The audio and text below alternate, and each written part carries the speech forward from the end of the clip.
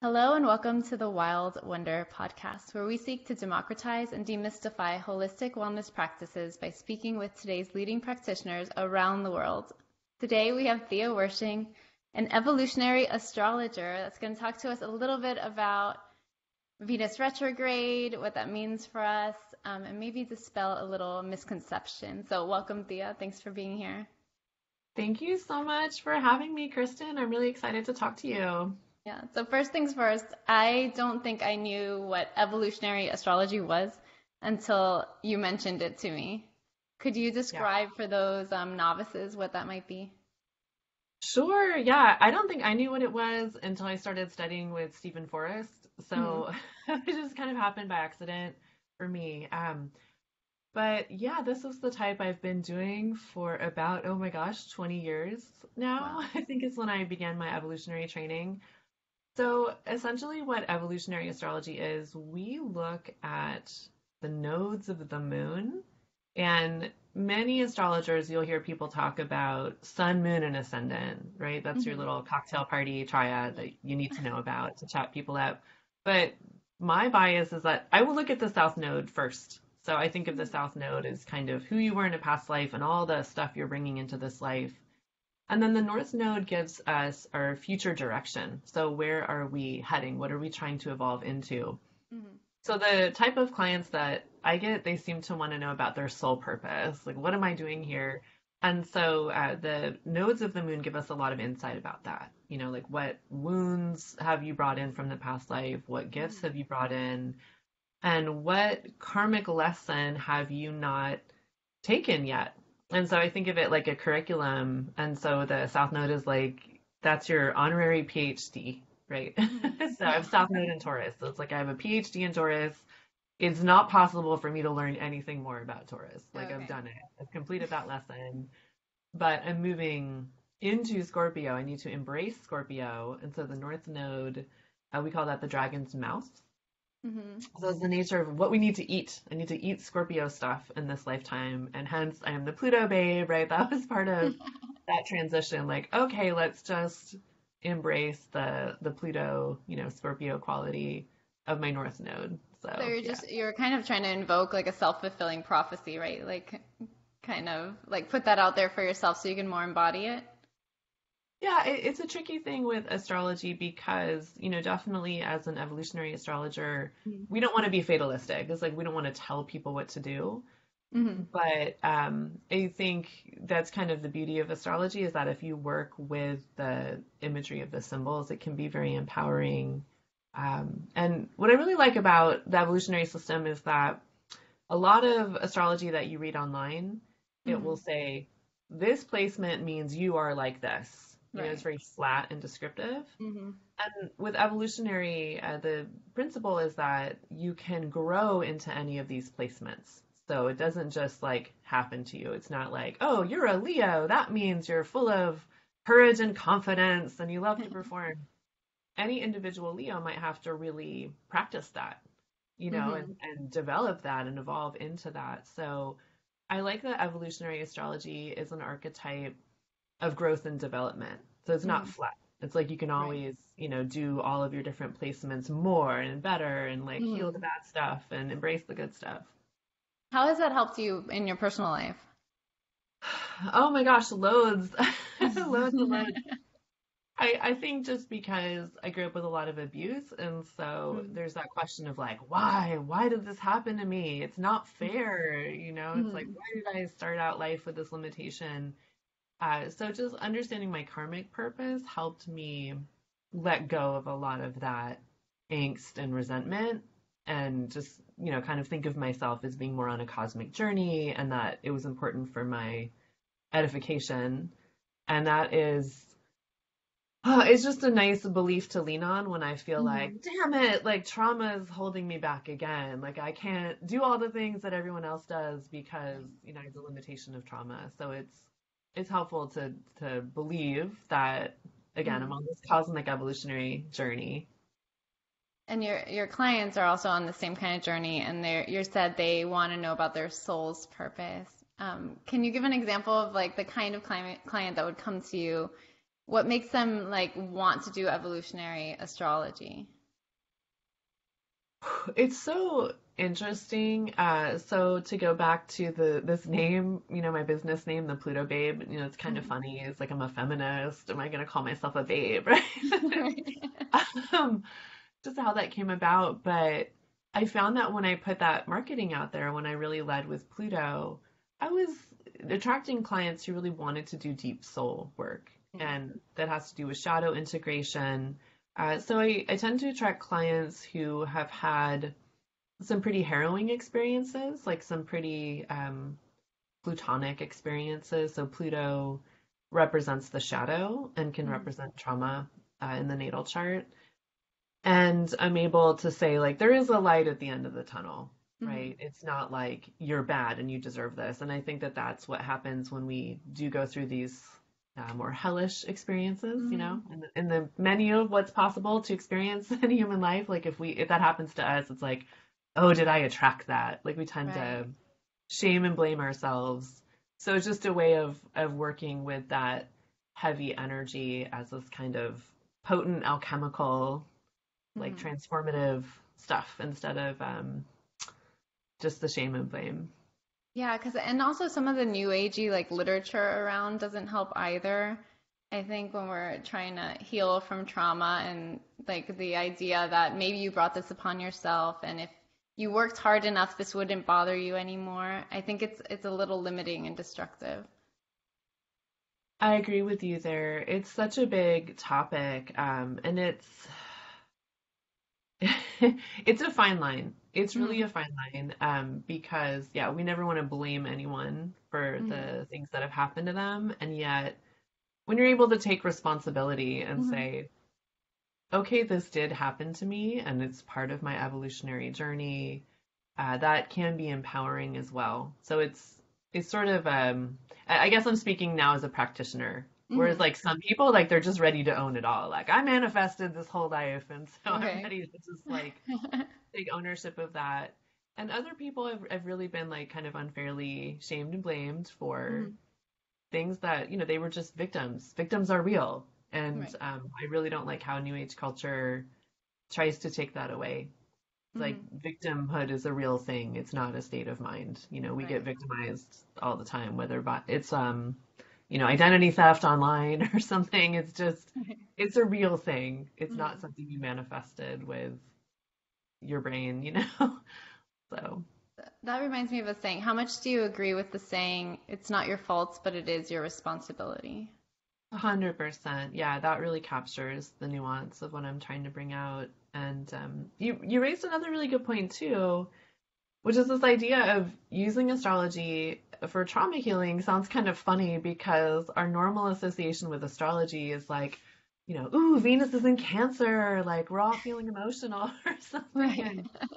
It's kind of pop astrology. And so I think it's probably a new idea for some people that you can use the chart for this really deep psychological insight and perspective. I think I've gone more deeply recently, in full disclosure, through my work with you because I'm in your Venus Retrograde class. Right. Instead of staying more surface about it, like, okay, Venus in Pisces, that means I'm really emotional and I kind of wear rose-colored glasses, blah, blah, blah. It kind of made me take ownership of that and step toward, okay, if these are my inherent energies, then like, what is it that I want?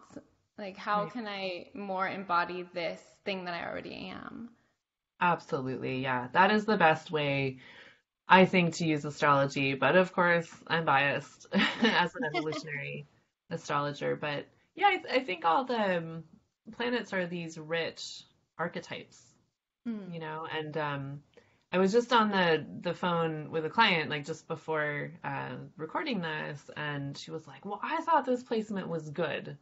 Like I thought this was entirely good. And I was like, well, there's really no such thing as that in the natal chart, right? It's like even a planet like Jupiter, which we think of as like, oh, that's Santa Claus, that's Moneybags or something. There can be a negative phase to a Jupiter placement, right? Because it's too much of something. It's really expanded. So I think it's useful to look at all the placements in a natal chart as there's potential for something positive and there's potential for something negative. And there's also just the neutral, right? There's just the straight descriptive. So, Right. And how do you think that benefits us in our relationships to know are you more talking about about our like, natal, like to know more about our own makeup or natal placements, to do this kind of work? How does that then help us to be in relationship? okay, so you're talking about like partnerships or just Or relationship even with our friendships kids or or, like yeah. communicating better with like neighbors and family. It's so huge. Like it's so it's so helpful. And I would say this is why I started getting interested in astrology as a teenager because I was very self-righteous and judgmental, and I didn't know why everyone wasn't like me and saw the world how I saw it. And so it's been very healing for me to just kind of let go of that judgment and just Hmm. be able to step into someone else's shoes. And so that's what I love about this career. And that was more like a thing that happened to me early on in the career, Hmm. is that the way I learned to do charts, I was working at Whole Foods Market at the time that I was training with Stephen Forrest. And so I just did free readings for everyone in the break room. And I think the store Hmm. had 75 employees, and I read for practically everyone. And there were people who irritated me at the store. I didn't really like them. But when I would do their chart, I was like, oh, well, you've got Jupiter and Aries. Like, you're supposed to be brash and, a little much, a little outgoing and that kind of thing. So that was just such a healing thing for me to do, to realize that we're all on our unique individual path. Um, I'm just trying to think if it helps me on a practical level if I Hmm. meet a Trump supporter or something. Like if I'm able to step back and do that. So I can do that when I'm Hmm. wearing the astrologer hat, like not so much in my personal life. Uh-huh. I still will kind of hold the boundary, but if the Trump supporter wants to come to me and like have their chart read, I'm able to set aside my personal feelings and do Hmm. that reading for them. So yeah. You just Sorry, that reminded was me a of your. little rambling. No, no, that's perfect. Actually, you reminded me in your forward to your book that accompanies your tarot deck, you have a writing by Mitch Horowitz, and I just watched one of his videos yesterday for the local LA library, and he was talking about cruelty. And what you just said reminded me of that because personally, as a Venus in Pisces, I was maybe overly compassionate, love everybody, like see why they're hurting and why they're attacking. But then there's boundaries. Then there's like being able to stand up for yourself and still be able to push back and say like, no, this is cruelty, and I'm removing myself from the situation. I do not have to engage. Yeah, he is so great, and I think I know the piece that you're talking about, but I'm really glad you brought that up too, Mhm. because I think when you are like an understanding, empathetic person, there's this idea that, well, if I just understood someone, Right. if I just like could love them and forgive them and all that stuff, then I would feel better. But there's actual predators out there. Hmm. So as I was saying earlier, victimization is real, and you can never understand and love and empathize enough with a narcissist. They'll just take Right. advantage of you. It's kind of like you can do all that, but they'll just use it as their food, right? Like they'll Right. just walk all over you. So yeah, I guess there's a limit to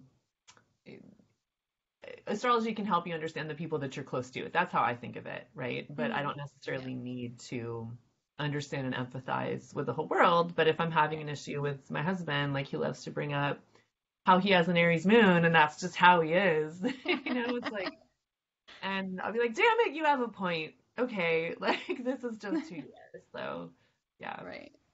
Yeah, we share that in that my husband is also an Aries moon, so I get it. Well, I mean, Um, it's funny you brought up like the astrology of relationships. Sorry to cut you off, but no, no, go, I'm go, go. I'm so Libran. I have this huge Libra stellium. And so I tend to be like just really polite and reflective and thoughtful. And so I have tended to date Aries in my background, like either moon or sun, because there's this kind of like direct fuck shit up. Sorry, I hope I can swear. Yeah, It's yeah. just kind of like tear it all down, just get all the emotions out.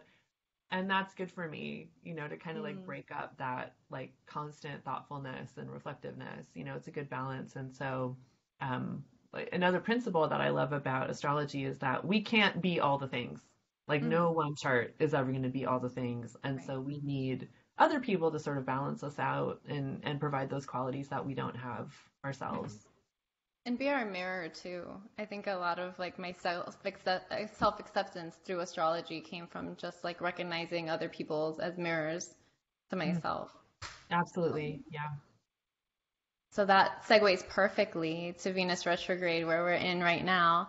Can you just give like a short, abridged version of what Venus retrograde is for those that don't know? Sure. Okay, so first of all, the planets don't actually stop in the Mm, sky. okay. So let's get that out of the way.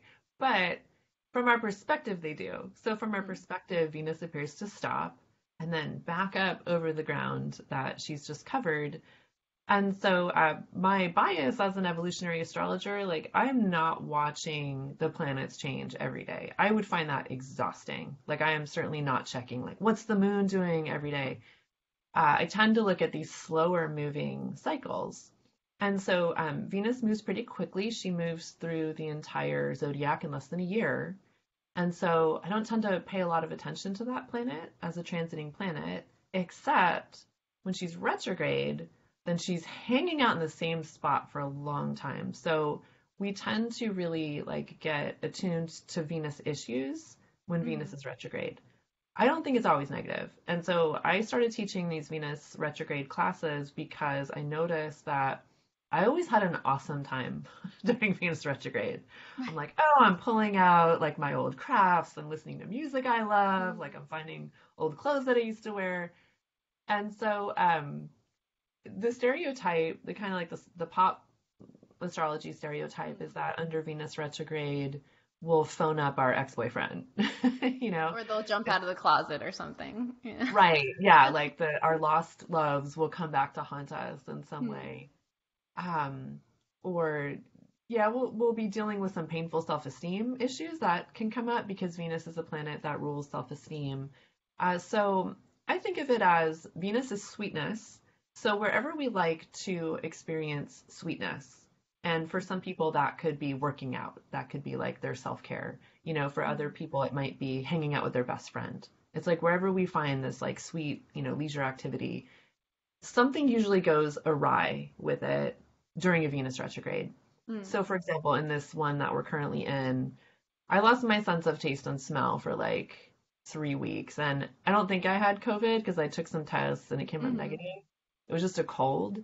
But that's kind of like how I like to get into my body. I have all these essential oils and I'm just like really into perfume and scent. And I tend to have them like all over the house, right? I feel right. like I'm just attuning constantly, and I didn't have that, and it felt like my hand was cut off. It's just like, well, how do I take care of myself Mm, if my go-to sweet thing is not there? And so I think Venus retrograde is asking us to expand the palette. It's like, what mm. else can we use to kind of take care of ourselves and experience self-love? It's an interesting way to put it. I've always had a great time during Venus retrograde. I love Nice. reminiscing. Maybe it's my Venus in Pisces, I don't know. Yeah. But I did find new ways just by being aware of it and intentionally focusing on it, did find new ways to like love on myself and to like relax and find joy and just get out of my little box that I create for myself. Ooh, do you want to share what they are? I'm so curious. Yeah, I mean, some things are things I've done in the past, but I don't take the time. I tend to toward workaholism and perfectionism. So for me to like actually take a break is in itself a miracle. But so Yeah. just through awareness to be like, this is the time that I'm supposed to be investigating what it is that lights me up, right? I have a post-it right on my computer. It's like, what do you love? What do you want? To remind myself that it's not all about like striving for the next thing. So some things I love doing, like I got into romance novels, but which I Yeah. never ever read. Like I would like skip through the bookstore, like I don't belong. I like dark, like gothic fiction, all of that stuff. And I was like, maybe it was the pandemic that I was just so Mhm. over like all the traumatic experiences that I was like, I want to escape into this lovely world where everybody falls in love and it always has a happy ending. I love that so much. And of course, that's so Venus, right? It's like the Venus genre. And I had the Mhm. thought the other day, I'm like, why am I not reading romance novels? Like, Right? why am I not giving myself this fun? Like that is so funny. I love that you did that. And I love that you also experienced that slowing down because that's usually how I experience Venus. It's like, wow, I have time. I'm gonna take Mhm. time to just do things that are pleasurable. Like, why don't I listen to my favorite albums more? Right. You know? So I love that you experienced that as well. Yeah, and the records, I got really into records and like Yeah. records that I used to listen to when I was a kid. Like I went out and bought Madonna, the Immaculate Collection. I was like, this is for me.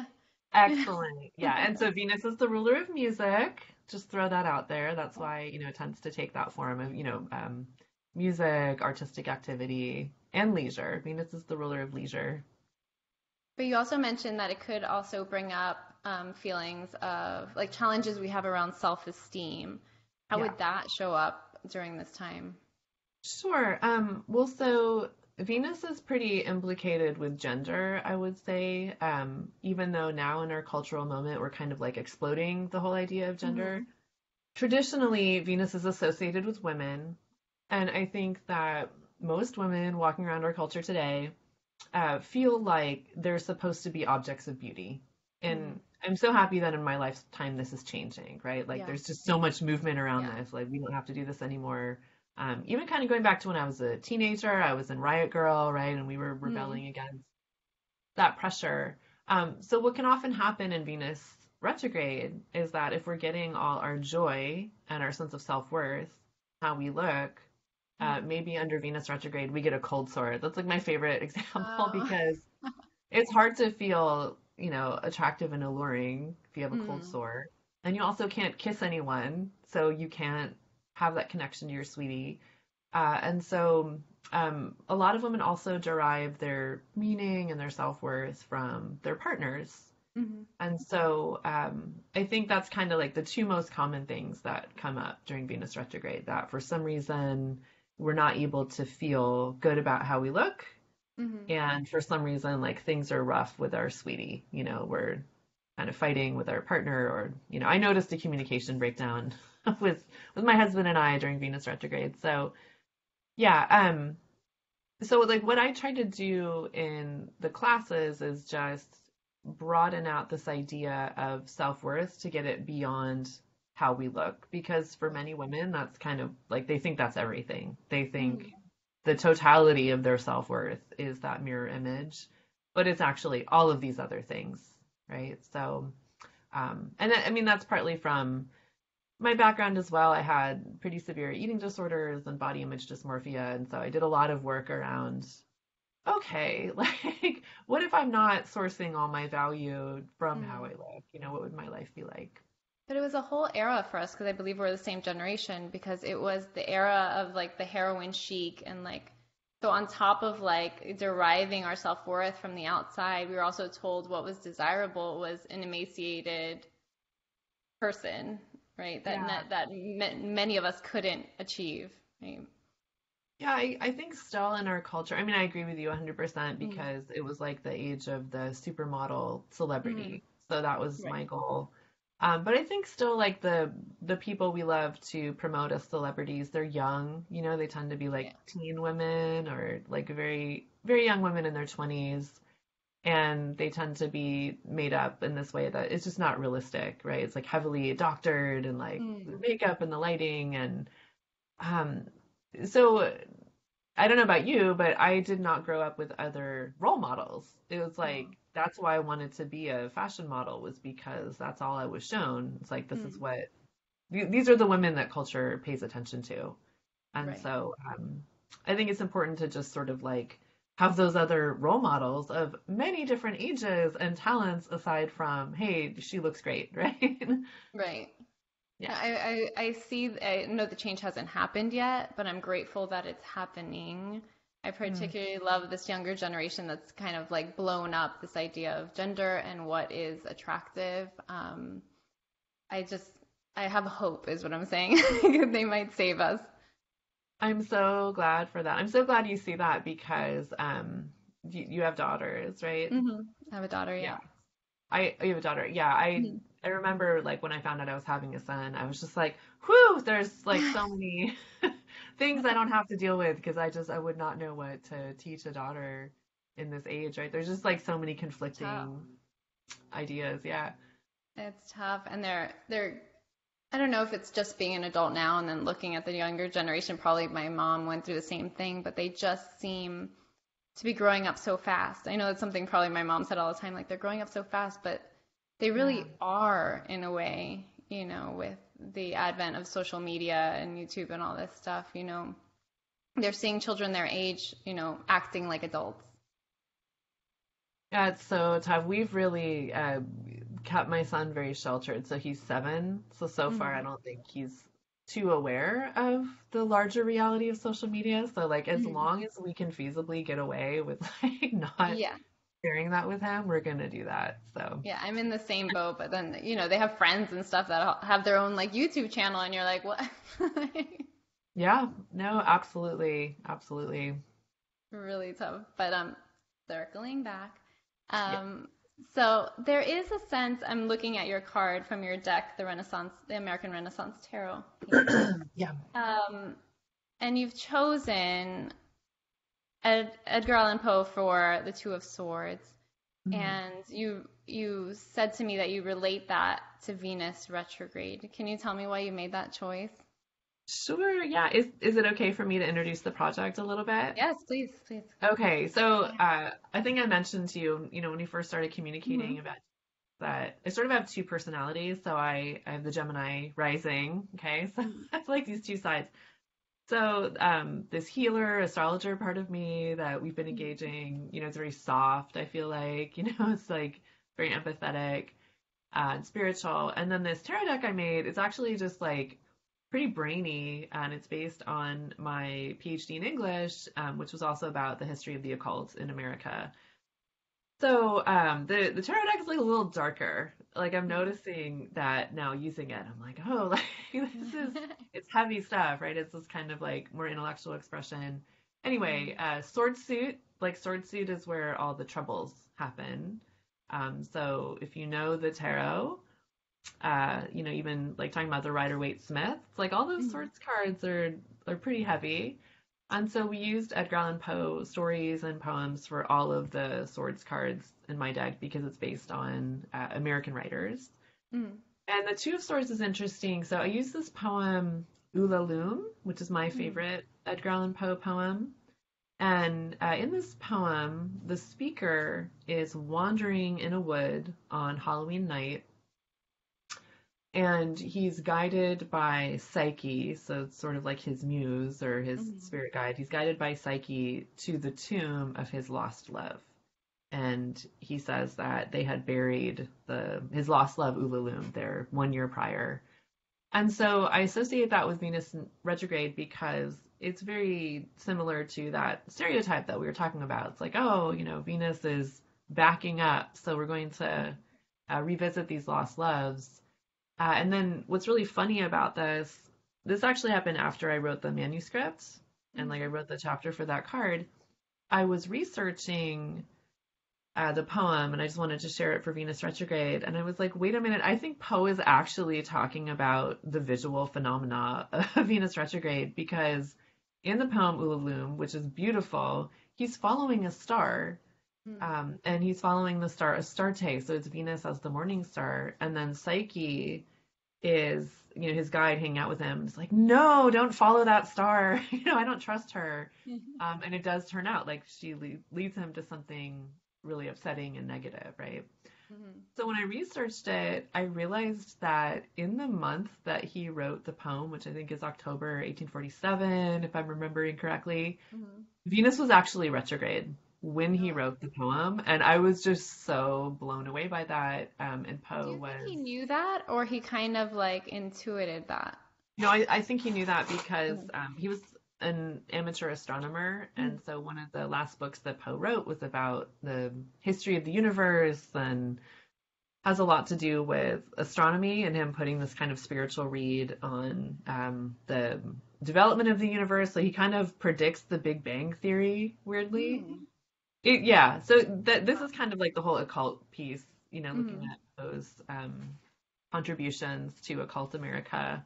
But anyway, so that card has just kind of like grown in these associations even after I wrote the book because, yeah, I totally think he's aware, and the poem perfectly describes Venus retrograde, even kind of talking about the constellations Mm-hmm. that Venus would have passed in her motion. So he talks about the stars of Leo in the poem. So again, this is getting into like super So cool. techy. Yeah. I'm But I have a into it. blog It's about fine. it. I have a blog about it on my website if, any astro nerds are curious about Yeah, I'll put the link in the show notes for sure. it. Okay. So you've chosen Poe as this Two of Swords. Two of Swords for you, what does it mean? I know when I did started my tarot scholarship, I usually equated the swords to like mental chemistry or like challenges of the mind. Yeah. But in this take, it's more, I don't know, in the way you just described it, it brings to mind like the fight between the mind or the psyche and the heart. That is so Okay. perfect the way you've put it. Yeah, I really agree with that. So, even just like visually, just like mind versus heart. And so we were really feeling into the two-ness of that card. So all the twos Mm-hmm. are kind of unstable and there's like that contest implied. So I think as this card is specifically having to do with trauma and how trauma can blind us to what's happening. And so I even think about the speaker in the poem.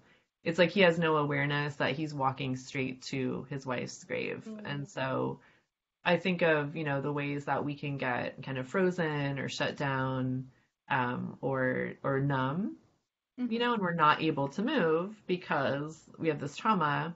And the decan associated with the Two of Swords is the moon in Libra. And I love that because to me, it's like, okay, we may not be able to consciously address this trauma. We may not be able to Mm-hmm. think our way out of it and make a decision. So we need something sweet to kind of move the feelings through, right? So I think of Mm-hmm. Libra as being, art, beauty, like something cultural and refined. And this is all like in the chapter write up, I think, for Right, this right. card. And Ulalume, the poem actually sounds like music. It's just you can hear it in the name, right? Ulalume. It's like this Almost very like a lulling. lullaby. Yeah, yeah. So I think that I think of it as like using art and music and these other creative outlets to move your feelings through. So if we use this card as therapy, Mm. what is it asking us to investigate within ourselves? It just feels so timely to this Venus retrograde workshop Mm-hmm. that you're in with me right Yeah. now because Libra is of course ruled by Venus, right? So there's this Venus theme coming through. Um, I think that eh, I'm like thinking of so many things now. They're all competing in my brain. What we've been talking about in the Venus retrograde group is how to relate to these aspects of Venus that we normally dismiss, right? Because Venus can represent a kind of shallowness, like something we Mhm. just do for pleasure. And so we tend to judge that and dismiss it.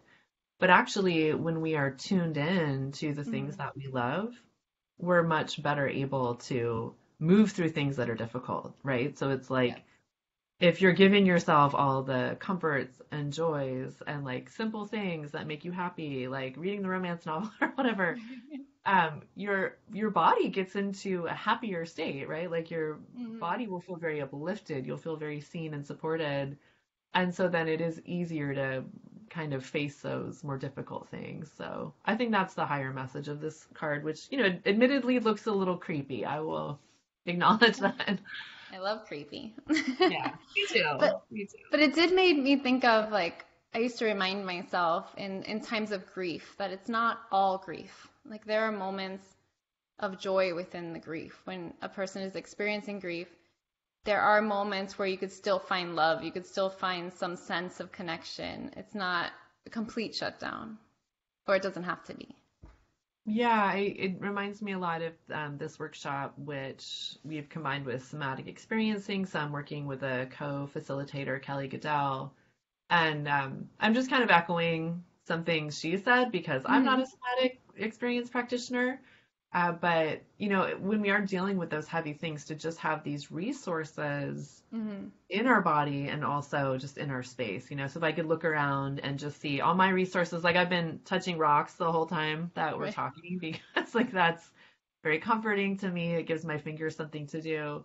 And so Hmm. even in the face of overwhelming emotion, if we can kind of have that connection to our bodies and what makes our bodies happy. And I even had this thought, right? Because, you know, we've been doing the somatic exercises in class. Hmm. I was driving home the other day, listening to a great song, and the wind was blowing through my hair. And I could just feel in my bodily awareness, like it was so pleasurable to me, Hmm. you know, just to like feel the wind blowing through my hair and have this awareness of my body and just like feeling comfortable in it. And that's kind of that principle of somatic experiencing. Like if we're Right. able to be in our bodies, it's easier to oscillate into the heavy emotions and then come Hmm. back to that beauty and that joy that you were talking And it about. kind of allows us to take that like 360 view. I feel like we're in a moment of trauma or grief. It kind of whittles our life down to like this one thing. But Yeah, by like expanding our awareness even to our immediate surroundings, all of a sudden it doesn't feel like the only thing. absolutely. And I love that idea that came up in class around walking, right? Around how Mm. walking is so Yeah. healing because I find that too is that if I'm able to just like take a break, like whenever it's too intense, if I'm able to just go walk, then I see things outside that, you know, get me out of that self-focus. And it's just like these Hmm. flowers are so beautiful. The world is alive. Birds are singing, you know, it's there is that magical power of taking walks. I'm a big As walker.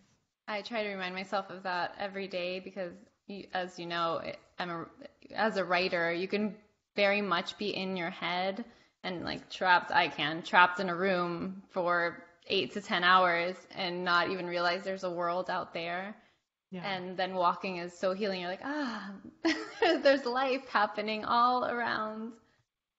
Totally, totally. Yeah. There's someone I would say I follow her, but I don't really like follow anyone because I don't spend that much time on social media. But I love Katie Bowman's work, is the point.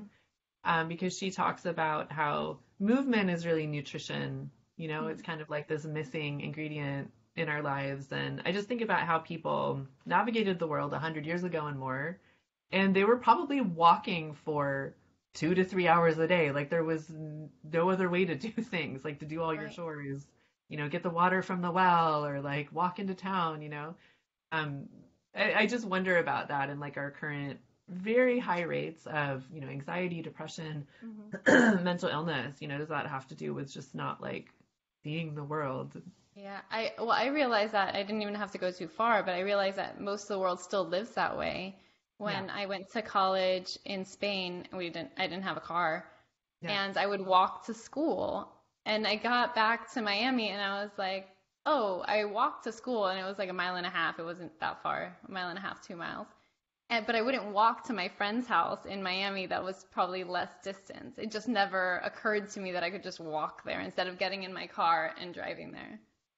right. We're totally missing all those things. And that's like a lot of Katie Bowman's work is just like putting the labor back into things Yeah. that have been convenienced out of our lives. Like I remember her talking about just like turning around when you're gonna pass someone on the road, like when you're driving. We Right. now have like all these, you know, Yeah. cameras and things, like so we don't have to turn around. And she's like, this movement is becoming extinct. This is like an extinct movement. Like we never even have to turn our head around anymore.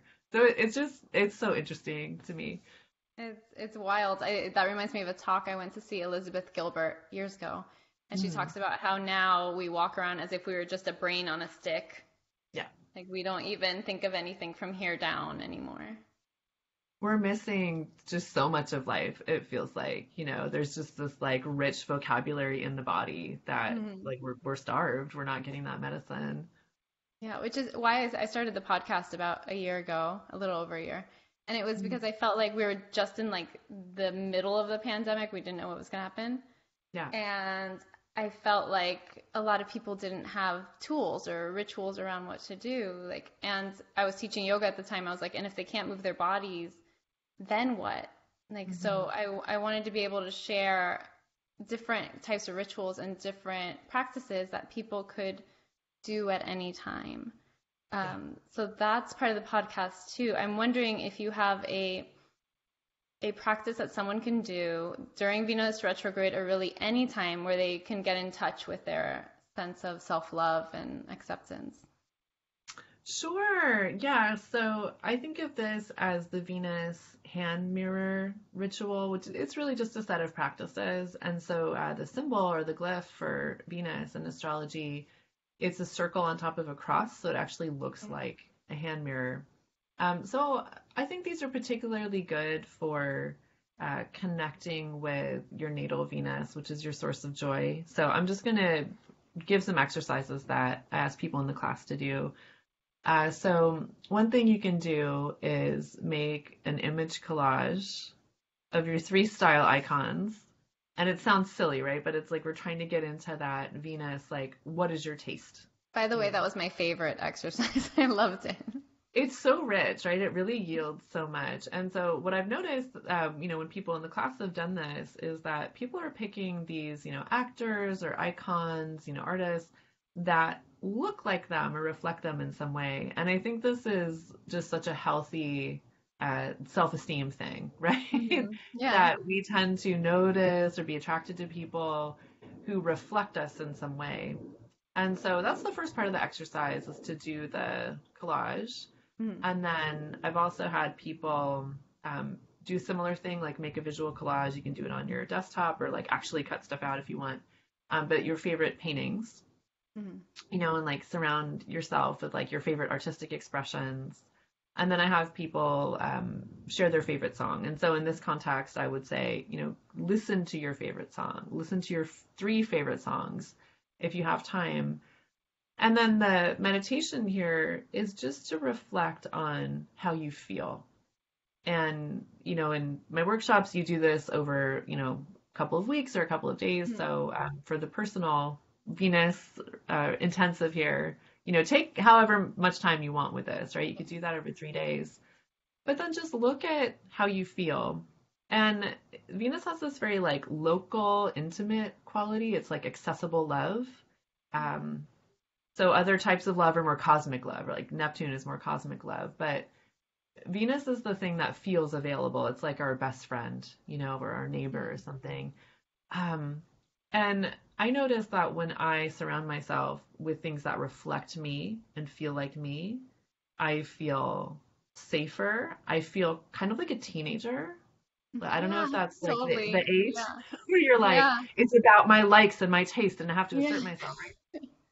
And so it's just, I don't know, it's just this great feeling of like, oh, right, like I do have taste, I have personality, I have preferences. Like, so Mhm. I feel like it's a very embodying way um, to connect to astrology. So Venus is all about embodiment, right? Like Venus is the Mhm. ruler of Taurus, is like tangible things. So I feel like there's something really comforting about it, and it also produces a lot of joy just to surround Mhm. yourself with things that you love. And it sounds so simple, but a lot of people don't take the time for it. And as you've mentioned, oh, I'm working all day. I'm not going to take the time to Right. just like listen to a record, So a lot of us have ideas of what we love, but how often do we actually like set that time aside to indulge in pleasure and joy? A Right. lot of people don't do that, and a lot of people don't even know what they would do, you know? Mhm. So, Especially as like a femme identifying person, because a lot of the times we're told that like to be selfless is to always put another person before yourself. And especially if you're a mom or like you're a caregiver of some form, there's yeah, always there seems to be always someone more important than you. So if we never take the time to like explore that's why I have a post that says, "What is it that you love?" to remind yeah, myself that I'm a person too. right. Right. So it can just allow you to feel more concrete around that, Mhm. right? Like that. It's Yeah. just so, so great. So, um, yeah, and we talked a little bit about in the workshop about Venus versus the moon. Hmm. So the moon tends to take care of our basic needs, and Venus is like that extra stuff that we might not necessarily give ourselves. So yeah, I feel like I'm not giving you enough information. What am I missing here? Like, what else No, I needs to think be that, no, I said? think you're spot on. No, that's a Okay. perfect description because at least in my experience growing up, I wasn't taught to look at the extra. It was always take care Mm, of your basic needs and take care of the basic needs of all those around you. I'd never yeah. felt like there was any space to explore, like, but what do I love? What makes me Yeah. feel embodied? What makes things feel like me? I feel like the other piece I want to mention here is like how we judge and dismiss Venus, right? And Mm-hmm. so, on a very basic level, Venus can be how we look, how we like to dress, like these things that feel very shallow. And I think for those of us who are more soulful, right, like us here Mm-hmm. today, that can feel a little dangerous. Like, well, I'm not a shallow person. Right. I'm deep. I don't care about surfaces, right? So we Mm-hmm. tend to just dismiss those things. But it's like I'm wanting to bring them back and claim them in this way that's empowering. Like it is okay to care about those superficial things, even if they seem silly, because you'll notice they just give you this effervescence. They give you this joy. So I think that's what's difficult about these exercises for people. Right. It's just to say, like, I think it's what finally allowed me to stand in the romance section without feeling embarrassed. You I love know, that. And it I was just I like want that. you to know the podcast I did last night, like it was a romance novel podcast. But they're my friends and they're like, well, you wrote a book, so like talk to us about sex in your book. And I was like, okay, but I just think it's so fun. And I'm like, why am I Yeah. not like, reading these books all the time? It would be anyway, yeah. Yeah, and it took like all this inner work to be able to even like purchase a book at a bookstore or like go to the library and check one out because I don't Yeah, know who I I think thought was judging me. I think it's just like all this baggage we put on women, right? Hmm. I mean, I don't Yeah. think there's any like corresponding shame around like men's erotica or like using porn or something. Like it's just, I don't know, Right. but it's like we like to belittle women for their joys. So, Yeah. yeah. I am so happy you're here. I think that those are great practices. You also did one that I really liked that was about thinking about your three like favorite people or three best friends. Yeah. That was really interesting to me because I feel like my three best friends are so different than me Mm, on kind of on the surface, right? I right. would say they reflect more like my moon Virgo, like they're like very responsible, very earthy, very down to earth, where like I'm all Aries all around, so which is like so, but it Yeah. was interesting for me to like reflect on like what I love about these people and why they make me feel at home or make me feel joy or make me feel pleasure. Yeah, there's kind of like these exercises are kind of deceptively simple because Hmm. if we talk about, if we say just think positive thoughts, right? Like if we tell Right. people that, like think positive thoughts, like you'll feel more positive. But I find that if we just like focus on what we love, Hmm.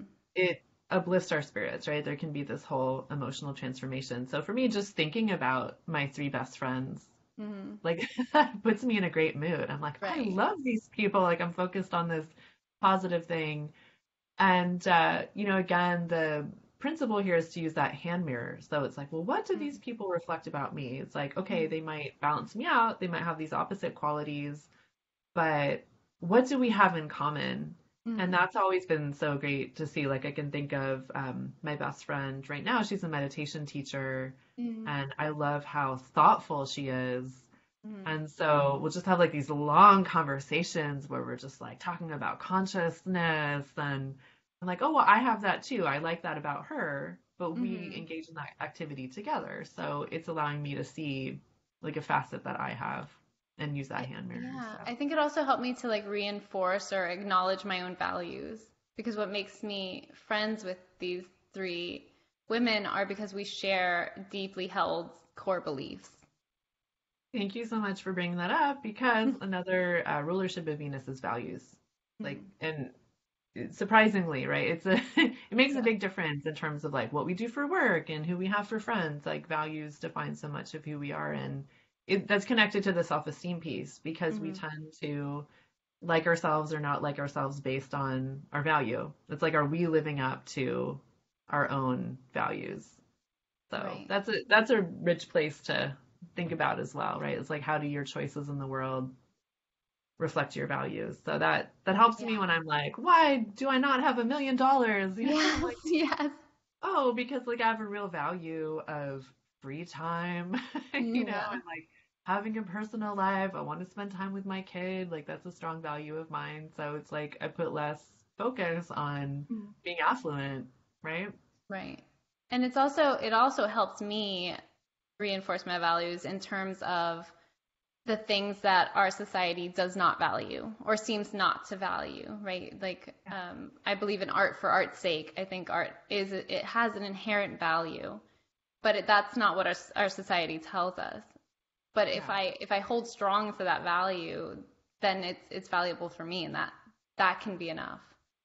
I agree 1,000%. I'm just so with that. And I think that what you'll find when you make that a value is then that your life is filled with these magical artistic experiences, whether you're dancing or creating, and it's like, and you'll meet those people and they'll Right. share their creativity with you. And yeah, that is true wealth to me. I think that's beautiful.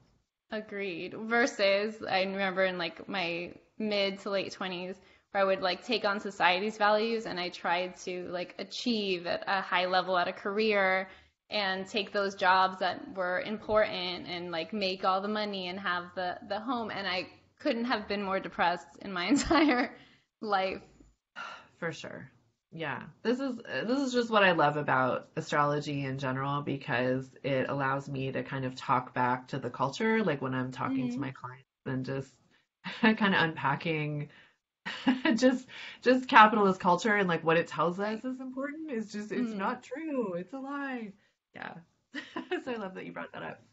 Yeah, I think that's the perfect place to stop because I really want to give folks the time to meditate on these themes and to take the time to experience these practices because they are so valuable and they really let you know what it is you're even like living for, you know.